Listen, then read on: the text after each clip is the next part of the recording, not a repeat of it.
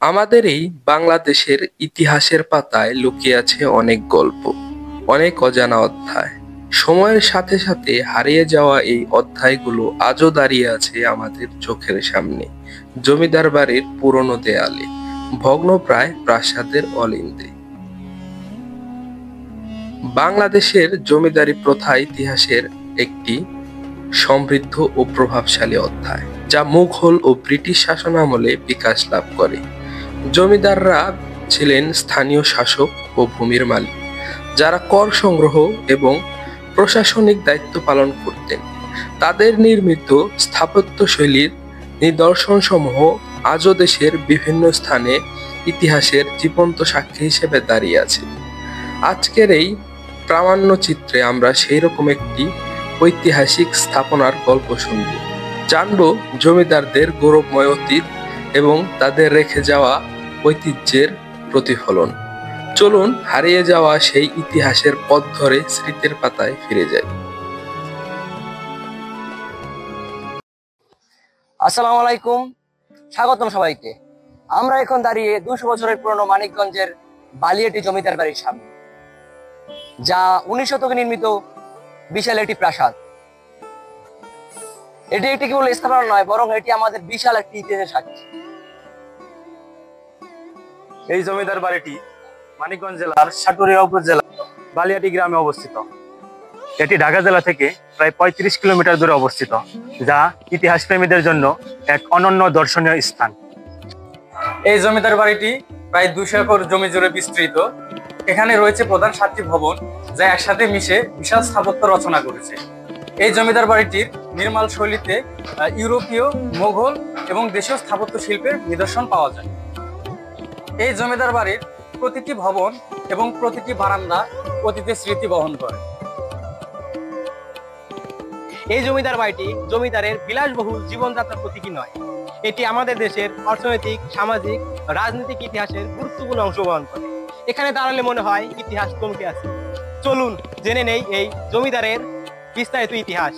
এই জমিদার বাড়িটি প্রতিষ্ঠা করে জমিদার গোবিন্দ রায় সাহা, যিনি ছিলেন একজন সফল লবণ ব্যবসায়ী।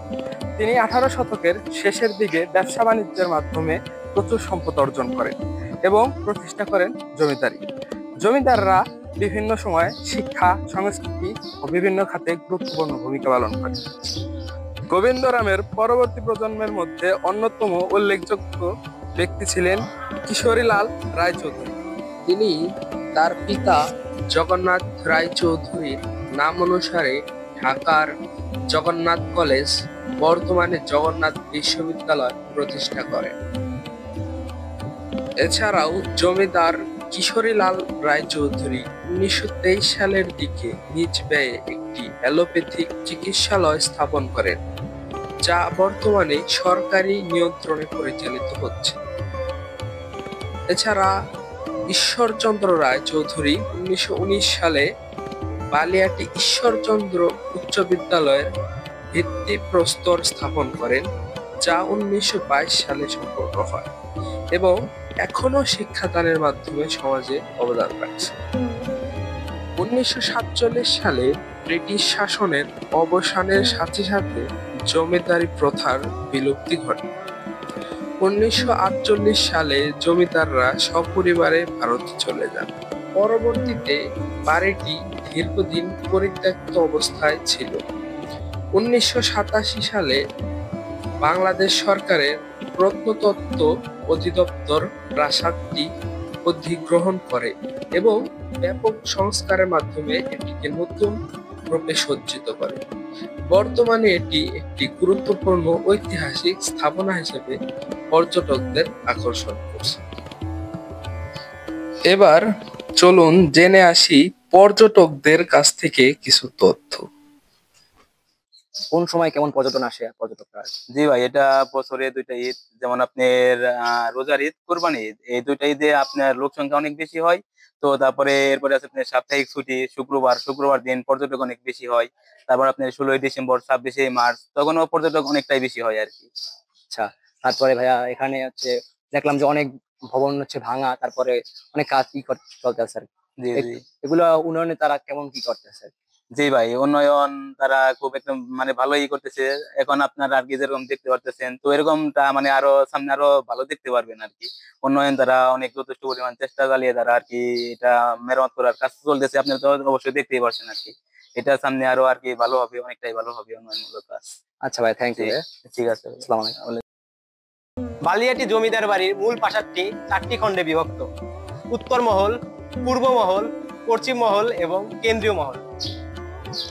এই জমিদার বাড়িটিতে রয়েছে বড় বড় কক্ষ ও সুন্দর বারান্দা।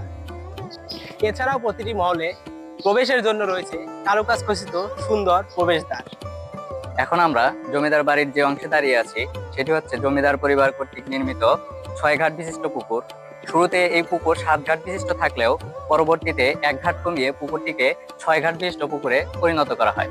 এছাড়া এই পুকুরের পাশে রয়েছে জমিদার পরিবার কর্তৃক ব্যবহৃত সারি বিশিষ্ট শৌচালয়। এছাড়াও আমরা এখানে আসলে আরো দেখতে পাই জমিদার কর্তৃক খননকৃত বিভিন্ন ধরনের পানির কূপ, যার মাধ্যমে জমিদার বাড়ির সুপেয় খাবার পানির ব্যবস্থা করা হতো। বালিয়াটি জমিদার বাড়ির এই কেন্দ্রীয় ভবনটি বর্তমানে জাদুঘর হিসেবে ব্যবহৃত হচ্ছে। এই জাদুঘরে জমিদারের ব্যবহৃত আসবাবপত্রের মধ্যে টেবিল, চেয়ার, ঝাড়বাতি, এছাড়া শ্বেত পাথর এবং পূজার আসন সহ আরো বিভিন্ন আসবাবপত্র সংরক্ষিত রয়েছে। বর্তমানে প্রত্নতত্ত্ব অধিদপ্তরের অধীনে থাকা সত্ত্বেও বালিয়াটি জমিদার বাড়ি সংরক্ষণ ও রক্ষণাবেক্ষণ একটি বড় চ্যালেঞ্জ। ভবনের অনেক অংশ ভেঙে পড়ছে, কিছু স্থাপনা ঝুঁকিপূর্ণ অবস্থায় রয়েছে।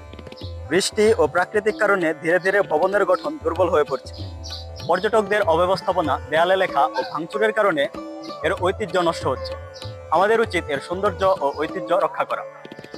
বিভিন্ন স্থানে নির্দেশিকা ও সাইনবোর্ড স্থাপন করা দরকার এবং স্থানীয় ও সরকারি উদ্যোগের মাধ্যমে এই ভবনগুলো সংরক্ষণ নিশ্চিত করা জরুরি। বালিয়াটি জমিদার বাড়ির স্থাপত্য শৈলী এবং প্রত্নতাত্ত্বিক স্থাপনা একে বাংলাদেশের অন্যতম ঐতিহ্যবাহী গুরুত্বপূর্ণ ও প্রত্নতাত্ত্বিক স্থানে পরিণত করেছে। বর্তমানে এটি একটি বাংলাদেশের অন্যতম পর্যটন স্থল। প্রতিদিন দেশ বিদেশি বিভিন্ন পর্যটক এখানে ঘুরতে আসেন। যেহেতু প্রতিদিন এখানে বিভিন্ন পর্যটন ঘুরতে আসে, তো এই পর্যটনকে কেন্দ্র করে এই এলাকার অর্থসামাজিকের বিভিন্ন উন্নয়ন হয়েছে। এলাকার গ্রামবাসী, রিক্সা চালক, ভ্যান চালক এবং বাইরের দোকানদারদের তার জীবনযাত্রার মান উন্নয়ন হয়েছে। প্রতিদিন এইভাবে আমাদের দেশীয় ঐতিহ্যগুলো আমাদের জীবনযাত্রার মানকে উন্নত করার জন্য বিভিন্ন গুরুত্বপূর্ণ ভূমিকা পালন করে থাকে। এই ঐতিহাসিক স্থানটি আমাদের সংস্কৃতির এক অবিচ্ছেদ্য অংশ। আমাদের গৌরবময় অতীতের প্রতিচ্ছবি এই বালিয়াটি জমিদার বাড়ি। আমাদের উচিত স্কুল কলেজের শিক্ষার্থীদের জন্য এবং বিশ্বের কাছে এই ঐতিহাসিক স্থান সম্পর্কে জানার সুযোগ তৈরি করা। তাই শুধুমাত্র সরকারি নয়, জনগণেরও উচিত এই ঐতিহ্য রক্ষায় এগিয়ে আসা এবং সচেতন হওয়া। এবং সর্বশেষে আপনাদেরকে ধন্যবাদ জানিয়ে আমাদের এই ডকুমেন্টারি ভিডিও শেষ করছি। আল্লাহ হাফিজ।